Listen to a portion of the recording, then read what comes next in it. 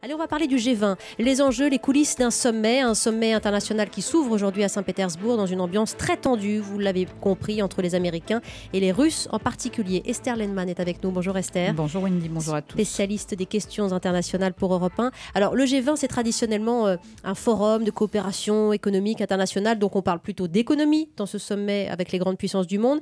Mais le programme probablement va être très chamboulé, on le sait, avec la crise syrienne en toile de fond. Alors écoutez, vous allez me permettre une comparaison. Le G20, c'est un peu comme le Festival d'Avignon. Et le G8 était pareil avant et les G6 étaient pareil avant. Vous avez le on et vous avez le off. Ouais. Alors le on, c'est l'économie. Et donc, par exemple, au G20 de Saint-Pétersbourg, aujourd'hui et demain, on parlera de lutte contre la corruption. C'est un thème que Poutine a choisi. On parlera de croissance économique. On parlera de régulation financière. Ça, ce sont des dossiers qui sont suivis de sommet en sommet. Et ensuite, il y a le off. Alors le off, ce sont des rencontres bilatérales. Ce sont des cafés qu'on prend en marge de l'agenda officiel. Et là, évidemment, on parlera de Syrie. Ça, on le sait déjà. Oui, bien sûr, au programme. Question d'Hakim dans le public d'Europe 1. Bonjour. Bonjour Hakim. Poutine a aujourd'hui qualifié John Kerry de menteur. Est-ce que ce G20 n'annonce pas la couleur et sera finalement glacé et les relations n'aboutiront pas sur des décisions positives pour la suite des événements? Écoutez, j'ai pas de boule de cristal, donc je ne peux pas vous répondre sur l'issue du sommet. Les éléments qu'on a, c'est par exemple, effectivement, il y a de grandes tensions. On sait que Barack Obama a annulé une rencontre bilatérale qu'il devait avoir avec Poutine juste avant le G20. On sait qu'il n'y aura pas de tête-à-tête Obama-Poutine pendant le G20, ils l'ont annoncé.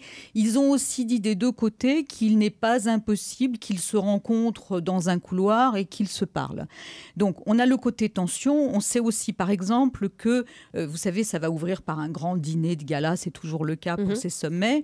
Et le placement des tables, des invités au départ, devait être fait par ordre alphabétique cyrillique.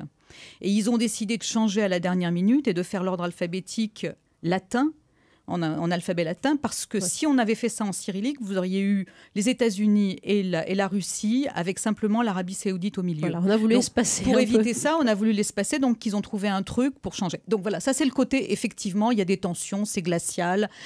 Chacun des deux arrive avec un agenda. Poutine veut essayer d'éviter qu'il y ait une intervention militaire. Obama et Hollande viennent pour essayer de constituer une coalition. Maintenant, le G20, c'est aussi un lieu où les gens vont pouvoir se parler. Et ils vont pouvoir se parler justement loin des micros, loin des caméras. On sait aussi que Lakhdar Brahimi, le représentant de l'ONU pour la Syrie, a décidé finalement, a été invité par Ban Ki-moon à rejoindre le G20. Donc, il est évident qu'il va y avoir des négociations en coulisses. Est-ce que ça fera avancer le schmilblick? Je ne peux pas vous le dire. Il plaide en l'occurrence pour une conférence de paix, pour une solution politique en Syrie. Monsieur, bonjour. Gérard. 66 ans, Colombes. Donc l'ordre du jour ne sera pas bouleversé. Mais par contre, donc, le off va être sans doute la partie la plus intéressante. Voilà. Et comment on pourra savoir ce qui s'est dit off? Voilà, il aimerait une petite souris, Gérard. Esther, est-ce que vous pouvez jouer ce rôle-là? Ce que je peux vous dire, c'est qu'on le saura un jour, mais qu'il faudra attendre. Parce que le fonctionnement du fait... Alors, un tout petit retour en arrière. Pour ceux qui s'en souviennent, ce qui est aujourd'hui le G20 est né il y a bientôt 40 ans d'une idée de Valéry Giscard d'Estaing qui voulait créer des sommets informels entre les grandes puissances. Alors, ça a commencé à Rambouillet. Il y avait 6 personnes autour de la table. Il y avait Giscard d'Estaing, il y avait Helmut Schmidt pour l'Allemagne, il y avait Gerald Ford pour les États-Unis, il y avait le Japonais, il y avait Aldo Moro pour l'Italie. Je crois que j'ai fait le tour. Et effectivement... pendant 48 heures, ils étaient quasiment tout seuls. Ils ont parlé avec leurs interprètes, leurs conseillers, mais ils ont parlé de ce qui était à l'époque, d'ailleurs, souvenez-vous, déjà la crise économique. On était juste après le premier choc pétrolier, donc ils ont parlé de ça.